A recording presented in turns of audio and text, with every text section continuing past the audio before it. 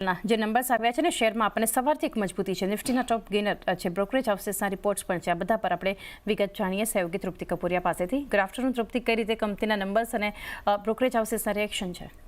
Good afternoon ચાને જે રીતે તમે વાત કરી કે ડેફિનેટલી નિફ્ટીનો ટોપ અત્યારે ગેનર્સ બનતો આપણને જોવા મળે છે. ભારતીય એટલે લગભગ 3.5% એક તેજી જોઈ રહ્યા છે. પહેલાં રિઝલ્ટના ફ્રન્ટ પર નજર કરશું તો નફો જે છે QOQ ધોરણે આપણને શાનદાર એમાં આવતો જોવા મળ્યો છે. 3,593 કરોડની સામે આપણને 14,781 કરોડ પર આપણને નફાના ફિગર્સ આવતા જોવા મળી રહ્યા છે.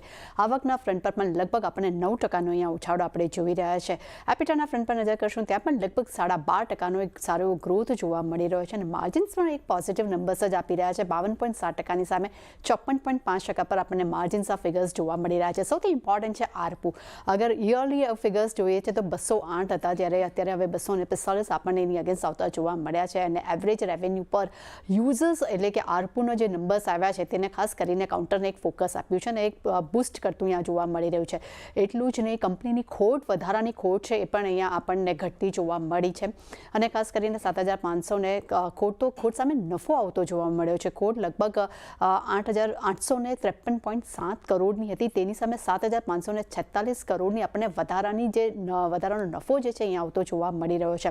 એટલું જ નહીં, કંપનીના યુઝર્સની અગર જો વાત કરશું તો ખાસ કરીને મોબાઈલ ડેટા વપરાશ જે છે ત્યાં પણ વાર્ષિક ધોરણે 23.2%નો એક ગ્રોથ જોવા મળ્યો છે. ગ્રાહક દીઠ વપરાશની વાત કરશું તો તે આપણને લગભગ 24.5 GB પર મંથ અહીંયા વધતા જોવા મળ્યા છે. સૌથી ઇમ્પોર્ટન્ટ હોય છે સબસ્ક્રાઇબર્સ પણ અહીંયા Q3માં વધતા જોવા મળ્યા છે. 4.9 મિલિયન્સ પર આપણને નંબર્સ આવતા જોવા મળ્યા છે QOQ ધોરણે. ખાસ કરીને આરપુના એવરેજીસની વાત કરીએ કે આપણે જોઈ રહ્યા છે કે પર ક્વાર્ટર અહીંયા સારો ગ્રોથ જોવા મળ્યો છે. Q3 વર્સિસ આપણે Q4ની અગર વાત કરીએ છીએ તો લગભગ આપણને જ્યાં 208 હતા ત્યારબાદ આપણને 209નો ફિગર્સ જોવા મળ્યો છે. Q1માં જોઈશું તો ત્યાં પણ લગભગ આપણને Q1 FY25નો ફિગર્સ જોઈએ છે તો 211 છે. ત્યાં Q3માં આપણને 245નો નંબર્સ અહીંયા જોવા મળ્યો છે અને સતત કન્ટિન્યુટી એક આપણને આરપુમાં ગ્રોથ જોવા મળ્યો છે. તેનો ઇમ્પેક્ટ આપણને ખૂબ જ પોઝિટિવ જોવા મળ્યો છે. ભારતીય એરટેલ્સ પર બ્રોકરેજ રિપોર્ટ આવ્યા છે તેના પર ખાસ નજર કરીએ તો મોર્ગન સ્ટેનલી તરફથી અહીંયા ઇક્વલ વેટ રેટિંગ છે. લક્ષ્યાંક 1650 રૂપિયા પ્રતિ શેર કર્યા છે. તેમનું કહેવું છે કે ભારતીય બિઝનેસના આવક અનુમાન કરતાં મજબૂત છે. એટલું જ નહીં, કંપનીનું દેવું ઘટ્યું છે અને $1 બિલિયન દેવું અહીંયા ઘટતું જોવા મળ્યું છે. $1 બિલિયન એ પણ QOQ ધોરણે. એટલું જ નહીં, HSBCના રિપોર્ટ પર પણ ખાસ નજર રાખવાની રહેશે. અહીંયા બાય રેટિંગ્સ છે. લક્ષ્યાંકના ફંડ પર નજર કરશું તો 1940 રૂપિયા પ્રતિ શેર આપ્યા છે. તેમનું માનવું છે કે કંપનીના દરેક સેગમેન્ટનું પ્રદર્શન ખૂબ જ પોઝિટિવ આવ્યું છે. આરપુ વધ્યા છે. તેમની હોમ બ્રાન્ડેડ સબસ્ક્રાઇબર્સ છે ત્યાં પણ વધારો જોવા મળ્યો છે અને સૌથી ઇમ્પોર્ટન્ટ છે કંપનીના ડિવિડન્ડ્સ. ત્યાં પણ સારો એવો ગ્રોથ અહીંયા જોવા મળ્યો છે અને CLSA તરફથી પણ આપણને આઉટ પરફોર્મ રેટિંગ જોવા મળ્યા છે. લક્ષ્યાંક તેમને 1860 રૂપિયા પ્રતિ શેર કર્યા છે.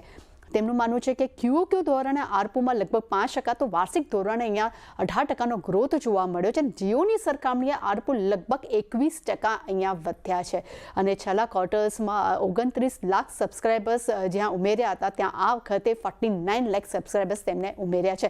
એટલે એક પોઝિટિવ રિપોર્ટ્સ અહીંયા CLSA તરફથી આપણને આવતો જોવા મળી રહ્યો છે. એટલે એક તરફ પોઝિટિવ રિઝલ્ટ, આરપુ ખૂબ જ શાનદાર, સબસ્ક્રાઇબર્સ પણ વધ્યા છે, સાથે બ્રોકરેજ રિપોર્ટ પણ વધ્યા છે. આ બધા જ એટલા ફંડામેન્ટલ રીઝન સ્ટ્રોંગ છે જેને કારણે કરીને આજે કાઉન્ટરમાં આપણને સારી એવી તેજી અત્યારે હાલમાં જોવા મળી રહી છે. જી તૃપ્તિ, આભાર આપનો આ સમગ્ર માહિતી માટે. તો ખાસ કરીને ભારતીય એરટેલ એક પોઝિટિવ એક્શન સવારથી જોઈ રહ્યા છે. કુશ એક વ્યૂ લઈએ. લોંગ બિલ્ટઅપ છે, 3.5% મજબૂત સ્ટોક, 6%ના ઓપન ઇન્ટરેસ્ટ એડિશન આપણને બતાવી રહ્યું છે. ડે સાઈથી થોડું નીચે છે પરંતુ હજુ એક મજબૂતી આપણને ગેઇનિંગ કાઉન્ટર્સમાં વોલ્યુમ બેઝડ એક્શન બતાવી રહ્યું છે. નિફ્ટીમાં F&Oમાં ગેઇનર્સમાં છે. કઈ રીતે સલાહ રહેશે કંપની પર? હા, ડેફિનેટલી ભારતીય એરટેલમાં as a disclosure I have given a long call investment point of વ્યૂથી, કારણ કે મને લાગે છે જ્યારની data is the new oxygen. અત્યારે પણ આપણે ચર્ચા કરી છે વી આર યુઝિંગ ડેટા, એટલે ડેટા વગર તો જીવન નથી આપણું. એટલે લોંગ ટર્મ ઇન્વેસ્ટર છે, ડેફિનેટલી રિઝલ્ટ્સમાં જે સબસ્ક્રાઇબર એડિશન થયું છે એ પોઝિટિવ છે. સેકન્ડલી મને લાગે છે મેજર ફેક્ટર જે છે એ ઇન્ટરનેશનલ રોમિંગનો છે. તમે એના ઇન્ટરનેશનલ રોમિંગના પણ ડેટા જોશો તો દિવસે દિવસે લોકો જે બહાર ટ્રાવેલ કરે છે, પહેલા ઇન્ટરનેશનલ રોમિંગ લોકો ઓછું કરાવતા હતા, but now because of online transaction, OTP લોકો એ પણ કરાવે છે ને ત્યાં સારું માર્જિન છે. તો definitely Bharti Airtel for a long term is a good investment at current levels also. 1580નો લોંગ ટર્મ સ્ટોપ લોસ અને ટાર્ગેટ 2000ના દેખાઈ રહ્યા છે. બટ એઝ અ ટ્રેડર જો તમારે ખરીદારી કરવી તો આ લેવલે ફ્યુચરમાં ઓપ્શનમાં ખરીદારી કરો. ફ્યુચર્સમાં 1660નો સ્ટ્રિક્ટ સ્ટોપ લોસ, 1705ના મારા શોર્ટ ટર્મ ટાર્ગેટ છે. ઓકે, ઇન્વેસ્ટમેન્ટ માટે 1580 સ્ટોપ લોસ, 2000ના ટાર્ગેટ. શોર્ટ ટર્મ ફ્યુચરમાં 1660નો સ્ટોપ લોસ ધ્યાનમાં રાખો, 1705ના ટાર્ગેટ. તો એ સાથે જ એક બ્રેક